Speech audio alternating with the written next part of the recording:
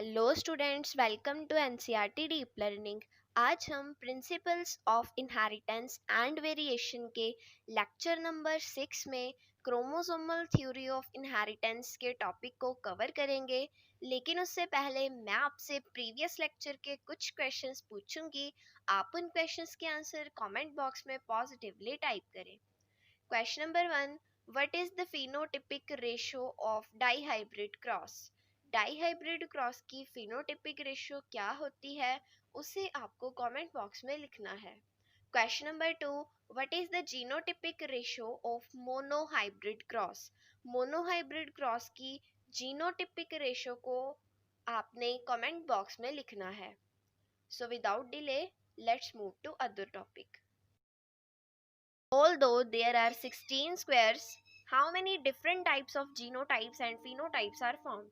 Dihybrid cross में F2 generation में हमने पुनेट स्क्वायर के 16 स्क्वायर्स बनाए थे, लेकिन आपको बताना है कि कितने फिनोटाइप्स एंड कितने जीनोटाइप्स पॉसिबल हैं। Note down in the format given. Can you using the Punnett square data work out the genotypic ratio at the F2 stage and fill in the format given? Is the genotypic ratio also 9:3:3:1? कल मैंने आपको dihybrid cross की genotypic ratio निकालने के लिए कहा था, तो आई होप सो कि आपने खुद से ट्राई किया हो। तो अब आप इस रेशियो को देखकर अपनी रेशियो को टैली कीजिए। सो हमारे 9 टाइप ऑफ डिफरेंट जीनोटाइप्स बने थे एंड उनके एक्सपेक्टेड फिनोटाइप्स मैंने राइट साइड में लिखे हैं। साथ ही साथ एक जीनोटाइप कितनी बार रिपीट हुआ है वो नंबर मैंने लिखा है। Capital R, capital R, capital Y एक बार बना था जो हमारा डाईहाइब्रिड क्रॉस था एंड इसका एक्सपेक्टेड फिनोटाइप था राउंड येलो। इसी तरह capital R, capital Y, small Y 2 times बना था एंड ये भी था round yellow. Capital R, small Y ये एक बार बना था एंड ये भी था round green. Capital R, capital Y 2 times बना था एंड इसका एक्सपेक्टेड फिनोटाइप था round yellow. Capital R, capital Y, small Y ये 4 टाइम्स बना था एंड इसकी एक्सपेक्टेड फिनोटाइप है round yellow. Capital R, small Y ये 2 टाइम्स बना था एंड इसकी एक्सपेक्टेड फिनोटाइप है round green. Small R, capital Y ये एक टाइम बना था एंड इसकी एक्सपेक्टेड फिनोटाइप है wrinkled yellow. Small R, capital Y, small Y ये 2 टाइम्स बना था एंड इसकी एक्सपेक्टेड फिनोटाइप है wrinkled yellow. Small R, small Y ये एक ही टाइम बना था एंड इसकी एक्सपेक्टेड फिनोटाइप है रिंकल्ड ग्रीन। सो अगर मैं इसे रेशो की फॉर्म में लिखूं, नंबर ऑफ अकरेंस को अगर मैं रेशो की फॉर्म में लिखूं तो ये मेरे पास आ जाएगा genotypic ratio of dihybrid cross. So चलिए अब हम पढ़ते हैं chromosomal theory of inheritance. Mendel published his work on inheritance of characters in 1865, but for several reasons it remained unrecognized till 1900. Mendel ने करैक्टर्स के इनहेरिटेंस पर काम किया तथा उसने अपना काम 1865 में पब्लिश किया, लेकिन 1900 तक यह काम छिपा ही रहा। इसके कई कारण थे। Firstly, the communication was not so easy as it is now in those days and his work could not be widely publicized. पहला कारण था कि उन दिनों में संचार साधन इतने अच्छे नहीं थे, यानी उन दिनों में संचार इतना आसान नहीं था जितना आज है, इसलिए मेंडल का कार्य ज़्यादा पब्लिसाइज्ड नहीं हुआ, यानी बहुत लोगों तक यह कार्य पहुंचा नहीं। Secondly, His concept of genes or factors in Mendel's words as stable and discrete units that controlled the expression of traits and of the pair of alleles which do not blend with each other was not expected by his contemporaries as an explanation for the apparently continuous variation seen in nature. दूसरा कारण था gene का concept, जिसे Mendel ने factor कहा और बताया कि फैक्टर या जीन स्टेबल होते हैं तथा ट्राइट के एक्सप्रेशन को कंट्रोल करते हैं तथा एलील्स के पेयर में यह ब्लेंड नहीं होते। यह बातें कई महानुभावों द्वारा स्वीकार नहीं की गई। उनके अनुसार यह प्रकृति में लगातार हो रही वेरिएशन को साबित नहीं करती थी। Thirdly, the Mendel's approach of using mathematics to express biological phenomena was totally new and unacceptable to many of the biologists of this time.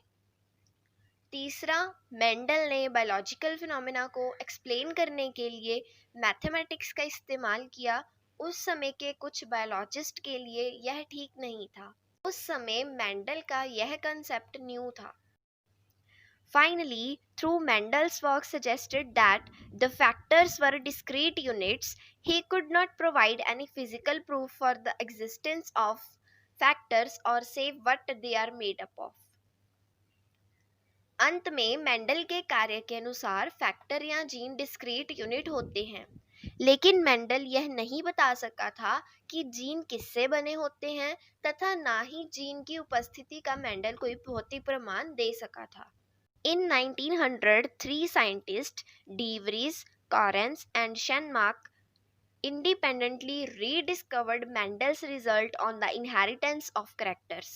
1900 में तीन साइंटिस्ट De Vries, Correns तथा वॉन शेरमार्क ने स्वतंत्र रूप से कैरेक्टर्स के इनहेरिटेंस पर Mendel के रिजल्ट्स को रीडिस्कवर किया। Also, by this time, due to advancements in the microscopy that were taking place, scientists were able to carefully observe cell division. साथ ही उस समय माइक्रोस्कोपी में हुई तरक्की के कारण साइंटिस्ट सेल डिवीजन को ध्यान से देखकर समझ सके थे। This led to the discovery of structures in the nucleus that appear to double and divide just before each cell division. These were called chromosomes, colored bodies, as they are visualized by staining. इससे nucleus के अंदर संरचनाओं की खोज हुई जो कि cell division के तुरंत पहले दुगनी होकर दो बराबर हिस्सों में बंट जाती थी। इन संरचनाओं को क्रोमोसोम्स कहा गया। क्रोमोसोम यानी स्ट्रेनिंग के बाद ही देखी जा सकने वाली संरचना। अब आप स्क्रीन पर गैमीट फॉर्मेशन के समय क्रोमोसोम का सेग्रीगेशन देख रहे हैं। By 1902, the chromosome movement during meiosis had been worked out. 1902 में meiosis के समय क्रोमोसोम्स की मूवमेंट को पूरी तरह समझ लिया गया था। Walter Sutton and Theodore Boveri noted that the behavior of chromosomes was parallel to the behavior of genes and used chromosome movement to explain Mendel's laws. सुतन तथा बॉवेरी ने देखा कि क्रोमोसोम्स तथा जीन्स का बिहेवियर काफी समान था, इसलिए उन्होंने मेंडल के नियमों को समझाने के लिए क्रोमोसोम्स की मूवमेंट जो कि सेल डिवीजन के समय होती है उसका सहारा लिया। Recall that you have studied the behavior of chromosomes during mitosis, equational division, and during meiosis, reductional division. Meiosis तथा माइटोसिस के समय होने वाले क्रोमोसोम के बिहेवियर को याद करिए। The important things to remember are the chromosomes as well as gene occur in pairs. The two alleles of a gene pair are located on homologous sites on homologous chromosomes. याद रखने की ज़रूरी बात यह है कि क्रोमोसोम्स तथा gene दोनों ही जोड़े में होते हैं तथा जीन पेयर्स के एलील्स होमोलोगस क्रोमोसोम की होमोलोगस साइट्स पर होते हैं। जैसे कि अब आप डायग्राम में देखिए, मैंने फर्स्ट डायग्राम में कैपिटल टी, स्मॉल टी, एक जीन पेयर के दो एलील्स को रिप्रेजेंट किया है एंड आप देख रहे हैं दो होमोलोगस क्रोमोसोम पर ये दोनों एलील्स होमोलोगस साइट्स पर हैं। इसी तरह मैंने सेकेंड डायग्राम में ये एक्सप्लेन किया है रेड से capital R small R and ये दोनों एलील्स भी होमोलोगस क्रोमोसोम्स की होमोलोगस साइट्स पर हैं। A comparison between the behavior of chromosomes and gene. A. Occur in pairs. B. Occur in pairs. A. Segregate at the time of gamete formation such that only one of each pair is transmitted to a gamete. B. Segregate at gamete formation and only one of each pair is transmitted to a gamete. Independent pairs segregate independently of each other. One pair segregate independently of another pair. Can you tell which of these columns A or B represent the chromosome and which represent the gene? How did you decide? A में पहले कहा गया है कि ये pair में होते हैं एंड गैमीट फॉर्मेशन के समय ये सेग्रीगेट होते हैं और गैमीट में यह केवल एक ही होता है। अलग अलग इंडिपेंडेंट पेयर एक दूसरे से इंडिपेंडेंटली सेग्रीगेट करती हैं।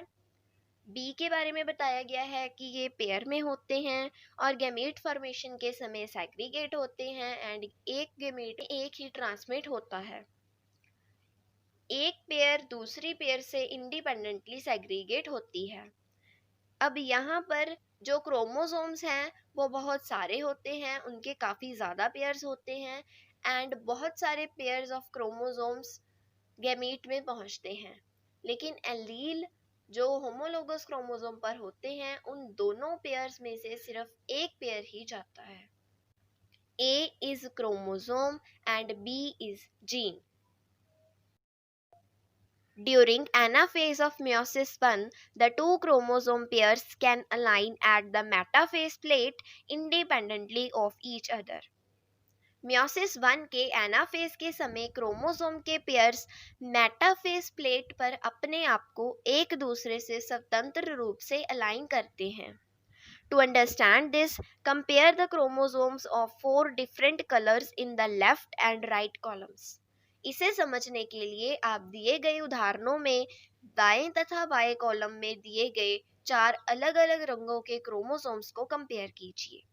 In the left column, possibility 1, orange and green is segregating together, but in the right hand column, possibility 2, the orange chromosome is segregating with the red chromosome.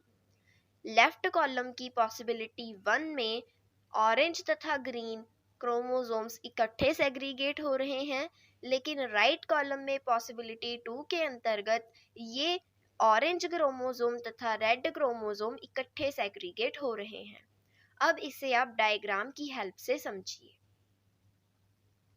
Possibility 1, अब यहाँ पे आप देखिए कि एक बड़ा ऑरेंज यानी लार्ज ऑरेंज क्रोमोसोम ये ग्रीन वाले के साथ सेग्रीगेट हो रहा है एंड येलो रेड के साथ सेग्रीगेट हो रहा है।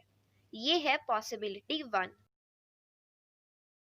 अब आप देखिए सेकंड पॉसिबिलिटी, इसके अकॉर्डिंग लॉन्ग ऑरेंज क्रोमोसोम ये रेड के साथ सेग्रीगेट हो रहा है एंड येलो वाला ग्रीन के साथ सेग्रीगेट हो रहा है। तो क्रोमोसोम पेयर्स का सेग्रीगेशन दूसरी पेयर के साथ इंडिपेंडेंट होता है, यानी क्रोमोसोम का कोई भी पेयर किसी भी अन्य पेयर के साथ जा सकता है। Sutton and Boveri argued that the pairing and separation of a pair of chromosome would lead to the segregation of a pair of factors they carried. Sutton united the knowledge of chromosomal segregation with Mendelian principles and called it the chromosomal theory of inheritance.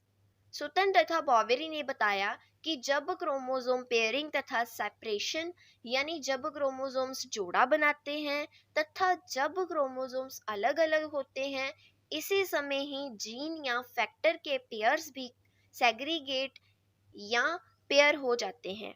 सुतन ने chromosomal segregation तथा Mendelian principles को जोड़कर एक principal दिया जिसे हम chromosomal theory of inheritance कहते हैं। Following this synthesis of ideas, experimental verification of the chromosomal theory of inheritance by Thomas Hunt Morgan and his colleagues led to discovering the basis for the variation that sexual reproduction produced.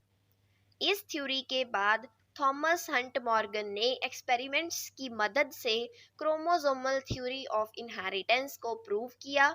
Morgan तथा उसके colleagues ने sexual reproduction द्वारा होने वाले variations का आधार खोज निकाला। Morgan walked with tiny fruit flies. Morgan ने छोटी फ्रूट फ्लाइज पर काम किया। अब आप स्क्रीन पर देख रहे हैं male fruit fly and female fruit fly. इनका बॉटेनिकल नेम है Drosophila melanogaster. Drosophila melanogaster found very suitable for such studies. Drosophila melanogaster जो कि ऐसी स्टडीज के लिए स्टीक थी। They complete their life cycle in about 2 weeks and a single mating could produce a large number of progeny flies. इन्हें laboratory में simple synthetic material पर grow किया जा सकता है। इनका लाइफ साइकिल लगभग 2 वीक्स में खत्म हो जाता है तथा एक सिंगल मेटिंग में यह बहुत सारी फ्लाई संतानें प्रोड्यूस कर देती हैं। Also there is a very clear differentiation of the sexes. The male and the female flies are easily distinguishable. साथ ही इनमें सेक्सेस का क्लियर डिफरेंशिएशन है, यानी हम फीमेल तथा मेल फ्लाई को देखकर ही बता सकते हैं कि कौन सी फ्लाई मेल है एंड कौन सी फ्लाई फीमेल है।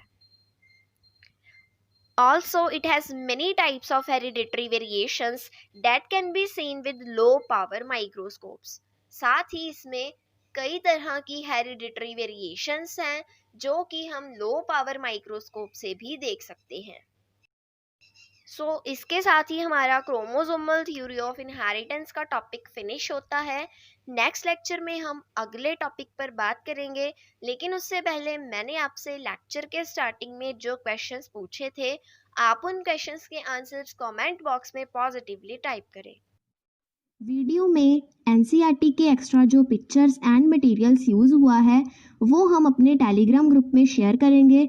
सो आप उस ग्रुप को डिस्क्रिप्शन में दिए हुए लिंक की हेल्प से ज्वाइन कर लें। Good luck, work hard, thanks for watching the video.